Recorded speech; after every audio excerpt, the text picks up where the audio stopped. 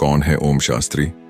एक ऐसा सवाल जिसने न केवल वैज्ञानिकों और शोधकर्ताओं को बल्कि पूरी मानवता को चौंका कर रख दिया है। यह कहानी शुरू होती है एक गुप्त और अत्यधिक सुरक्षित सरकारी प्रयोगशाला में।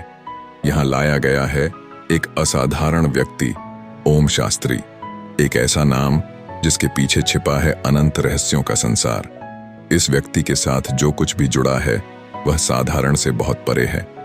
ओम शास्त्री का रहस्यमय व्यक्तित्व वैज्ञानिकों और मनोवैज्ञानिकों के लिए एक पहेली बन गया है। वह न केवल किसी भी आम इंसान से अलग है, बल्कि उसकी हर हरकत, हर शब्द और यहाँ तक कि उसकी चुप्पी भी गहरे राजों से भरी हुई है। ये आदमी कौन है? वह कहाँ से आया है? और उससे भी बड़ी बात, क्या वह इंसान है या कुछ और? जब ओम शास्त्री को पहली बार पकड़ा गया तो उसके पास कोई पहचान पत्र नहीं था, न ही उसके फिंगरप्रिंट किसी सरकारी डेटाबेस में मिले। उसकी आंखों में एक ऐसा अजीब सा तेज था जो सामने वाले को अंदर तक झकझोर देता। उसके शरीर पर बने रहस्यमय निशान किसी प्राचीन भाषा के प्रतीक लगते थे और उसके मुंह से निकले शब्द संस्कृत में थे, एक ऐसी भाषा जिसे आधुनिक युग में बहुत कम लोग समझते हैं। शुरुआत में उसे एक मानसिक रोगी समझा गया, लेकिन जल्द ही इस धारणा को चुनौती मिलने लगी। उसकी बातें, उसकी प्रतिक्रियाएं और उसकी स्मरण शक्ति ने सभी को चौंका दिया। उसने न केवल आधुनिक विज्ञान के जटिल सिद्धांतों को सहजता से समझा, बल्कि उसने प्राचीन ग्रंथों की जानकारी को भी उसी कुशलता से व्यक्त किया। एक दिन उसने होश में आते ही सबसे पहला सवाल पूछा, मैं यहाँ क्यों लाया गया हूँ? उसके स्वर में न भय था, न आक्रोश, बस एक अजीब सा ठहराव, मानो वह पहले से ही सब कुछ जानता हो। इस सवाल के साथ ही वैज्ञानिक टीम के सदस्यों की दिलचस्पी और अधिक बढ़ गई। उन्होंने उससे और सवाल पूछने शुरू किए, लेकिन उसके जवाब उम्मीद से परे थे। तुम्हें मेरा नाम पता है, लेकिन मेरा उद्देश्य नहीं, उसने कहा।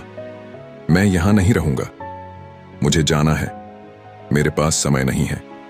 उसने वैज्ञानिकों को उनके निजी जीवन के ऐसे राज बताए जो कोई बाहरी व्यक्ति नहीं जान सकता था।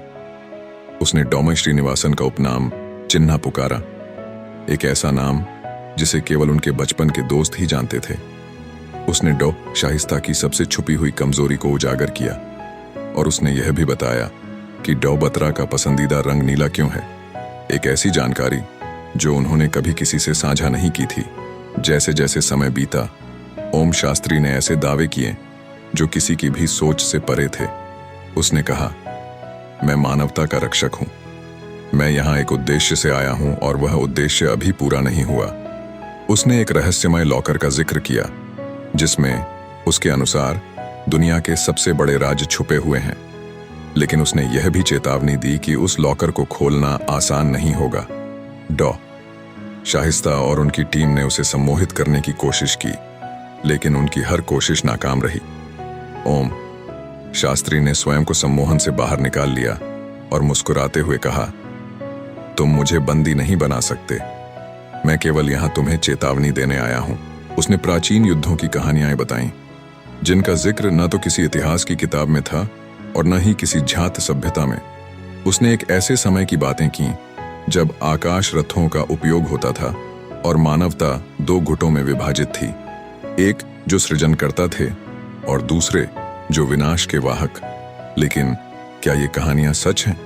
क्या ओम शास्त्री एक मानसिक रोगी है जो अपनी कल्पनाओं को वास्तविकता समझ रहा है, या वह सचमुच एक प्राचीन रक्षक है जो वर्तमान युग में किसी अदृश्य खतरे को रोकने के लिए भेजा गया है?